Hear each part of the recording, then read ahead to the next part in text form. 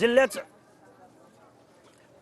बरं या प्रश्नावर गेल्या 20 वर्षापासून अजितदादा खात्यावर बसलेले आहेत। रुपाली डोंगरे पाटील हाके असं म्हणतात गेल्या कित्येक दिवसांपासून हा वाद रंगलाय, सातत्याने अजित पवारांवर ते टीका करतायत, तोडपाडीचा आरोप करतात, गोचिडासारखे चिकटून राहिलेत असं म्हणतात, निधी दिला जात नाही असा आरोपही ते करतायत।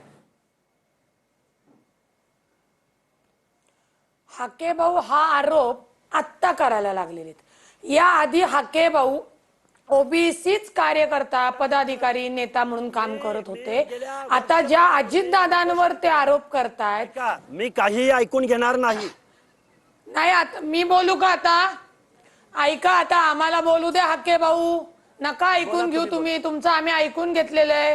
आता सगळ्यात महत्वाचा विषय असा की या मागास ओबीसीच्या याच्यावर भगिनीच माझ्या समोर बसवली, रुपालीताई ठोंबरे माझ्या भगिनी, ज्या डबल त्यांनी नाही बसवली हाके भाऊ, तुम्ही आमचेच बंधू आहात, परंतु तुम्ही ज्यासाठी त्यांच्यावर आरोप करतायत ते आरोप ही भगिनीच सांगणार। याच ओबीसी भगिनी, हीच ओबीसी भगिनीचे नेते माननीय अजितदादा आहेत। मुळामध्ये जो तुम्ही दाखला दिला एसटी एसटीचा जो काही निधी घेतला म्हणून 4000 कोटी 400 कोटी घेतलेले आहे ओबीसी साठी, तेच हाके भाऊ उत्तर देऊ का?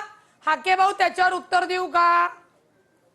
ज्या तुम्ही आरोप करताय की आत्ताच्या याला 4000 कोटीत न जर 400 कोटी काही कारणासाठी आपण असं समजू की तो घेतला असेल, हे जेव्हा मंत्री शिरसाट येऊन समोर बोलले ते पण पत्रकारांच्या माहितीनुसार, त्यावेळेला एक आपण लक्षात घेतलं पाहिजे की राज्याचा गाडा हाकण्यासाठी, त्याचं नियोजन करण्यासाठी समजा जो निधी आहे तो काय फक्त अजितदादा नाही इकडून तिकडे हलवत, त्याच्यावर नंतर एक दुसरे उपमुख्यमंत्री आहेत, मुख्यमंत्री आहेत, त्यांची सही असते। आणि जर निधी हा आता तात्पुरता आपण समजू त्यांनी घेतलेला असेल तर तो देणार ना परत।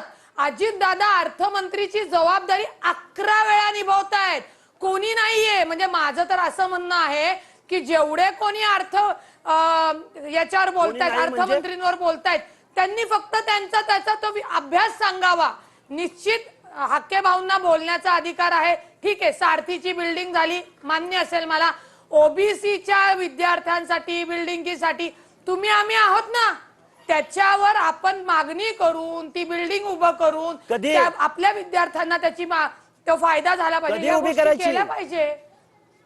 आज तुम्ही हाके भाऊ तुमची राजकीय पार्श्वभूमी जुनी आहे, तुम्ही आत्ता म्हणजे मला वाटतं मराठा आरक्षण जेव्हा माझ्या वैयक्तिक प्रश्नावर कशाला येताय? ओबीसीच्या वैयक्तिक प्रश्नावर येऊ नका, तुम्ही सार्वजनिक प्रश्नावर बोला, मला बोलू दे। आता झालं की तुमचं उत्तर ऐकलं।